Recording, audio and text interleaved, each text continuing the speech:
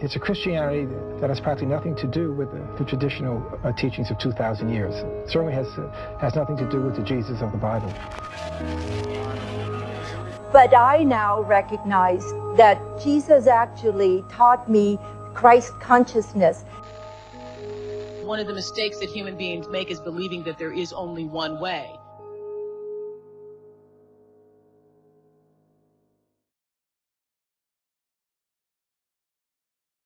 And I want us to think for a few minutes about principles of the New Age.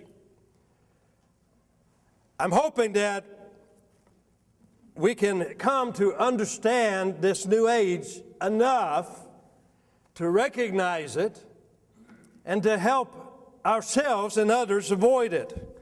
And so we have to deal with its foundational principles a bit. On the one hand, New Age is very complicated and confusing.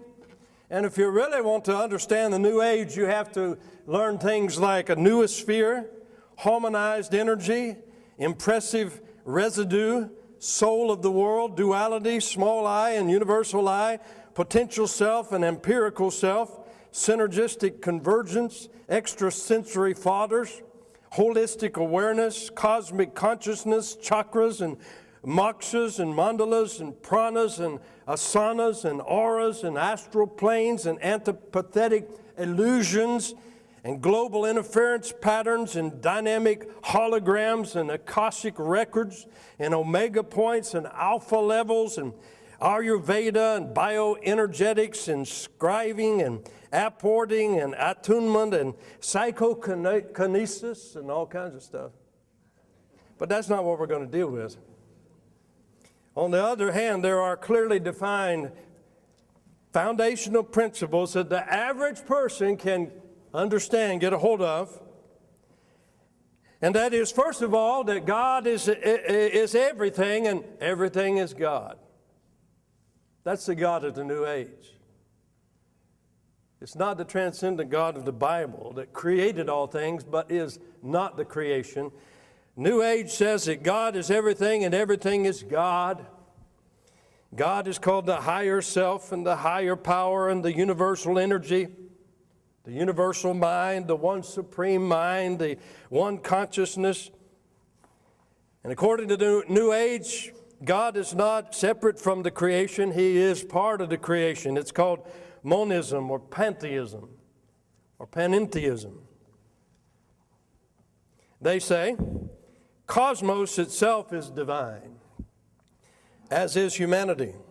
All is one and one is all, and we're all part of the collective.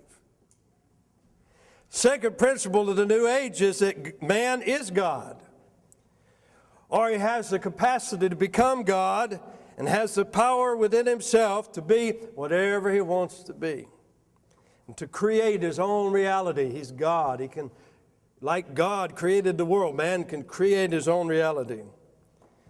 Eric Butterworth, a unity preacher, said, God isn't up there. He exists inside every one of us, and it's up to us to see the divine within. Swami Muktananda, influential Hindu guru, he said, honor and worship your own being. God dwells within you as you. Which means that man can live as he pleases. If I'm God, I can do whatever I please. That's a prerogative of God. And so in a new book that is just sweeping across North America called The Secret, I bought a copy of it just recently in a secular bookstore in Kathmandu, Nepal. The author, Rhonda Byrne, says, welcome to the magic of life and the magnificence of you. That's the attraction. Only trouble with it is it's a lie. Man is God or has the capacity to be God and therefore can create his own reality and do whatever he pleases. Number 3, man is not a lost sinner. He is not estranged from God, and God is not a God of judgment. Therefore, guilt is not real and can be ignored. Guilt is something God has given us as a blessing to make us realize we're sinners and that we need forgiveness. But the New Ager says, yes, there's guilt, but it's not real. They call it a false self and different things. Robert Schuller, one of the most influential preachers in the world, said positive Christianity does not hold to human depravity, but to human inability. We just got to learn how to do things. But we're not depraved. We're not sinners, fallen sinners. The group of 1,000, the New Age group that's very influential today, even in politics, says that divinity does not judge, neither does it condemn or punish. That's what they say. Number 4, each individual is special and has entered the world for a unique foreordained purpose created by his past life experiences, reincarnation, and his evolutionary destiny. So they say you are special not because you're created by God, but because of your past lives and how you're progressing through your lives and how you've evolved. In the book Giving Thanks, M.J. Ryan, it says, it is essential that you develop the belief that you are here on earth to fulfill some purpose that only you can offer to the world. You need to find that purpose and fulfill it. Number 5, true wisdom and spiritual enlightenment is occultic. Means it's something that's secret that you have to find. It's not going to be found in a book like the Bible. No, the great mysteries of life can be found. They're esoteric and occultic. That means secret. And the New Age is a big religious buried treasure hunt. Gurus claiming to have discovered the lost map in places like Tibet or Egypt or Atlantis or Peru. So true wisdom of life is going to be found in some strange secret place. Number 6, mysticism is the most effective channel of spiritual enlightenment. How can I find my true purpose in life and the wisdom of life? Well, it's going to be found through mysticism. Mysticism says that our feelings and our experiences are superior to thinking and doctrine. And through meditation and visualization and such things, we can tap into the higher self and our divine self and draw that wisdom out of the universe. Mysticism, contemplation, yoga, meditation, chanting, self-hypnotism, mysticism. Another principle of the New Age is that thoughts and words have the power to change reality. Very important principle of the New Age. That words are not just sounds and things that have meaning, but they are creative powers. And thoughts. Deepak Chopra, you go in a bookstore and self-help sections, and Deepak Chopra's books are there. He's from India, he's a medical doctor, lives in America. And he says, learn to harness the power of intention, and you can create anything you desire. That's very attractive. You mean I can create whatever I want to with my thoughts? Maxwell Maltz, very popular, his books in the bookstores. He says, thoughts are things. Thoughts are things. Prentice Mulford said, every thought of yours is a real thing. It's a force. Marianne Williamson said, focused thought is a magic wand. You've got your own magic wand just by learning to focus your thoughts. Rhonda Byrne in The Secret says that your thoughts are like Aladdin's genie. That's what they're promising. Thoughts and words have the power to change reality. Another principle of the New Age. Man can follow his own heart Deepak Chopra, says only the heart knows the correct answer to the great mysteries of life. Only the heart knows. The heart is intuitive, it's holistic, it taps into the cosmic computer. The heart has a computing ability that is far more accurate and far more precise than anything within the limits of rational thought. Deepak Chopra. Only the heart knows the correct answer. Follow your heart. Another principle of the New Age is that death is not to be feared. Eckhart Tolle, he invented his own name to be mystical. Eckhart Tolle, who's been promoted by Oprah Winfrey recently, says the most sacred thing in life is death. Death is only a form dissolving. Death is the opening into the dimension of the transcendent. Death is a wonderful thing, they say. It's just, don't fear it, just launch out into it. You're not going to face God in judgment there. There's no hell there. Death is not to be feared. Another principle of the New Age is that reincarnation is the process of man's evolutionary spiritual progress. Reincarnation is how we got here where we are and how we can go beyond. As man moves through the cycles of life, depending on his own karma and reacting and responding to his own karma. Reincarnation is a foundational principle of the New Age. If you find the New Age, you're going to find a belief in reincarnation and evolutionary progress. Another principle of the New Age is that Christ, what is Christ? We believe that it's Jesus.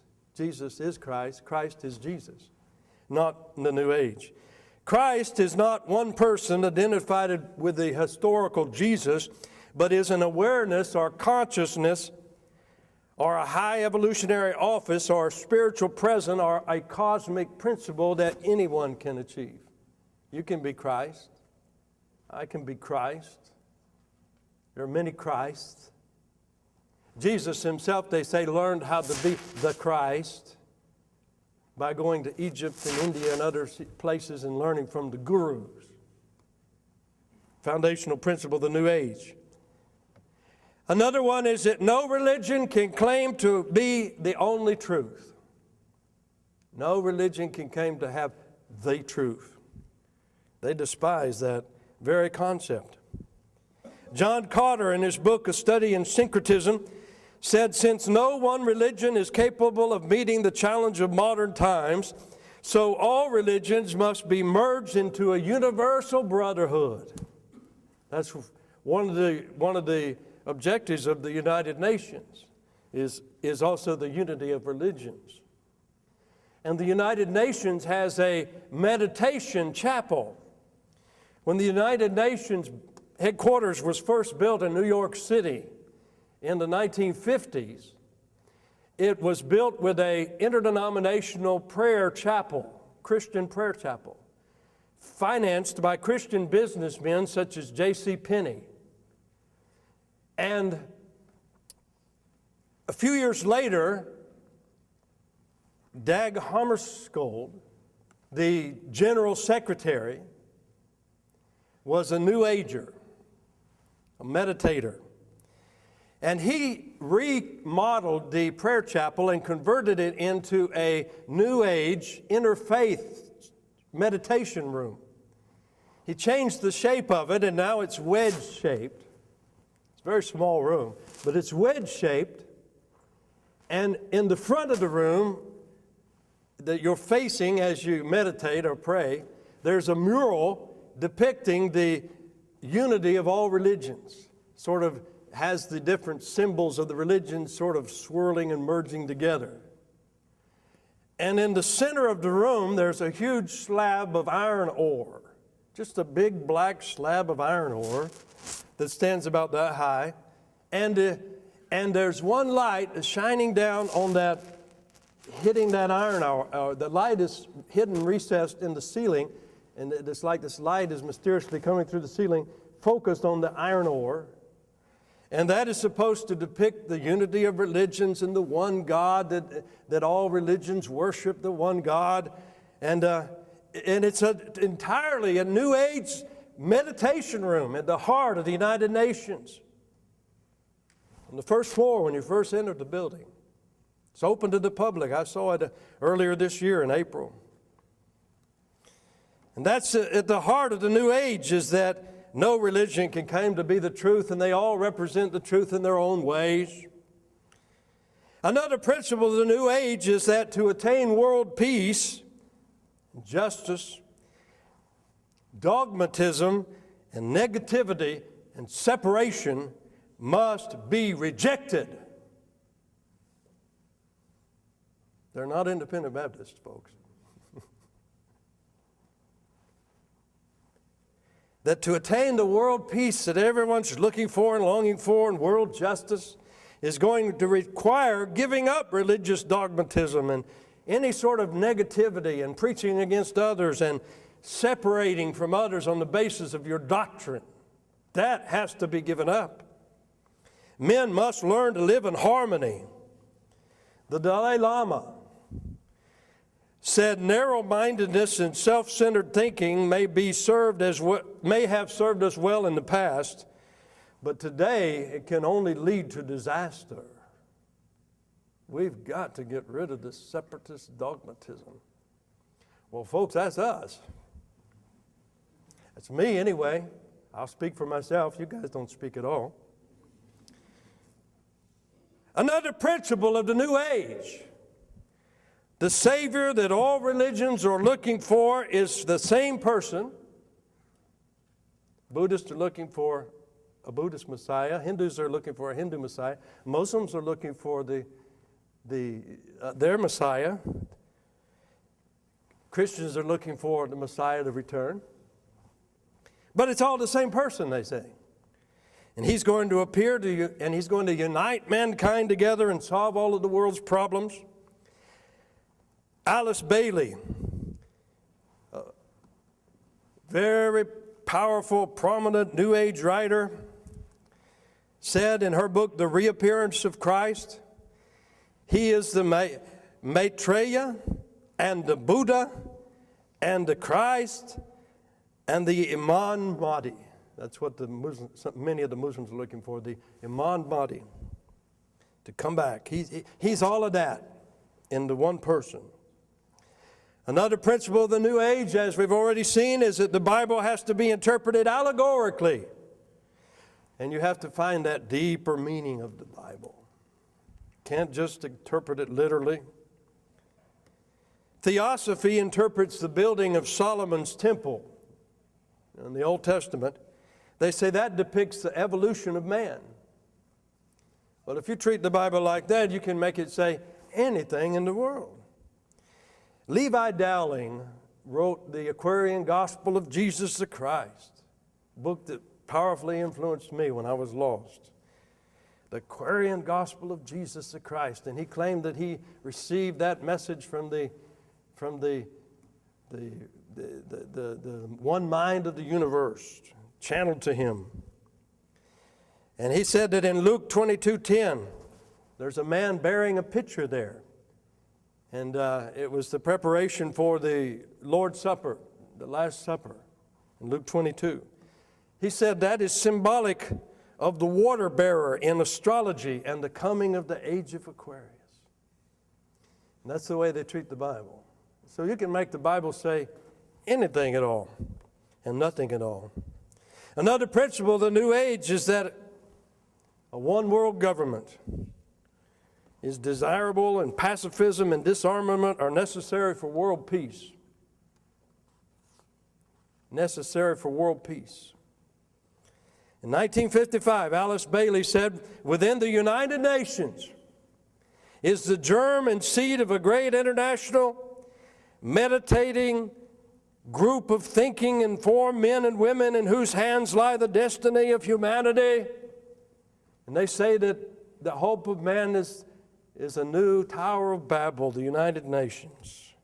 One world government is what we need to create And the final principle of the New Age that I want you to understand is that the earth is our mother. It's called Gaia, old Greek goddess of the earth. And she must be revered and protected. Environmental movement. It's very radical.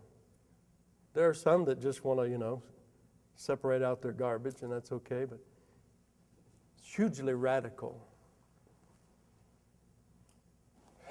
Global warming. Buckminster Fuller came up with the idea of this spaceship Earth. We need to protect our Mother Earth. And I'm all for clean water and clean air. I live in Kathmandu, Nepal, and we don't have any of it. I'm not for foolishly just polluting the earth. But according to the Bible, the global warming we need to be concerned about the most is the one that's coming, described in 2 Peter chapter 3. The burning up of this universe. The preparation for the new heaven and the new earth. The earth is our mother. No, she's not. That's absolutely ridiculous. Saw a video, a little YouTube clip the other day, and these women were in a forest, weeping and crying for the trees. Weeping and crying for the trees. The pain that the trees must feel today. And tell them that we love them and that we don't want them to die. That there are some people here who do care. So I want you to know that, trees, that we care. I thank God for light. But that is the principles of the New Age. And they use techniques. I want to mention a couple of those. The first technique that the New Agers use is the power of positive thinking and visualization. I don't want to teach you how to do this stuff. I want you to understand, when you hear some of this, what it is. In 1903, Henry Wood wrote a book, The New Thought Simplified, and he said, with scientific accuracy, one may make himself what he will by thinking his thoughts into the right form. Thoughts are things. And they teach you how to create mental chambers in which you can create your own reality. The Silva's method calls it a mental screen. They teach you how to create a mental screen and work with that. Maxwell Maltz calls it the theater of the mind. Positive thinking. They teach you how to imagine conversations with the dead. Napoleon Hill. Many businessmen have been influenced by him, salesmen. Napoleon Hill. He himself visualized 9 famous men from history who became his advisors. He became extremely wealthy. And he had these 9 men from history that he would meet with in his mind and discuss things with and get advice from. And they actually took on a life of their own and communicated with him. And the Bible believer knows what that is. That's demons. People flirting with these things and playing with these things. Another technique of New Age is guided imagery. That is visualization, but you are guided by a leader through it. It goes on in public schools all the time, beginning way back in the 60s. For example, they had an education workshop, elementary kids in California. And the teacher taught them how to, they had the children lie down and relax. And then taught them to imagine bringing the sun down into their bodies. These little children. and using the power of the Son to fill themselves with perfect knowledge. In the public school system, guided imagery. That's what I was taught when I was messing around with Hinduism. How do you go back into your past lives? Well, you lie down and relax, and then someone who's guiding you tells you to imagine yourself coming out of your body. Imagine yourself standing on the roof of this building and looking down, and then they take you into your past lives, supposedly. Another technique of the New Age is positive confession, the power of your words. It's called affirmations and decrees. Their idea that words can change reality. Marianne Williamson's workbook, A Course in Miracles, suggests a different confession for every day of the year. It's a workbook that goes through the 365 days of the year. For lesson number 70, the confession is, my salvation comes from me. My salvation comes from me. Supposedly by chanting that and repeating that, that becomes reality. Well, that'll take you to hell. Another technique of the New Age is channeling. Channeling spirits. Another technique of the New Age is called transference, which is the transferring of spiritual energy by the laying on of hands. Big part of the New Age. Don't let people just touch you. I don't let charismatics touch me. And I'm not going to let New Agers touch me. Reiki. The practice of Reiki is huge. It's called a healing touch. But it's the transference of spirits and energy. Things happen when they do that. And then the technique of meditation is huge in the New Age. Meditation, which is putting yourself into a hypnotic trance, an altered state of consciousness there's many techniques. Saying mantras, focusing the mind on something like a picture or a burning candle,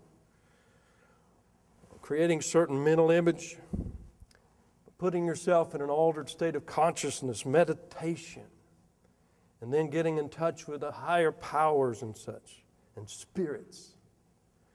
Another technique of the New Age is hypnosis, a trance-like state,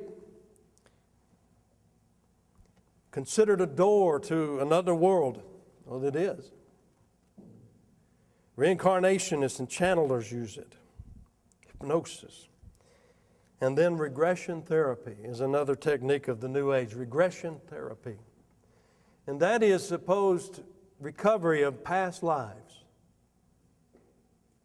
They use hypnosis and many techniques, but dredging up past lives and then learning why you are like you are because of what happened in that other life.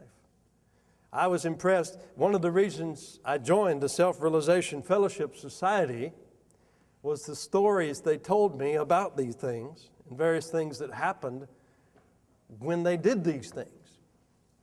One of the young people riding in that car with me, when I was hitchhiking from India, they told the story, two of the young people, they told the story of how that one of them had gone back into the past life through these techniques. And they had seen an island in detail, a certain little lake, a certain piece of property, had seen it in detail in their technique. And then after that, visited an island and saw those very things. Well, they could have been lying. But they also could have been telling the truth. The devil can do all kinds of fine things. You know, the devil did some amazing miracles in the book of Exodus. Made a snake. Made a rod into a snake. Now that's a great miracle.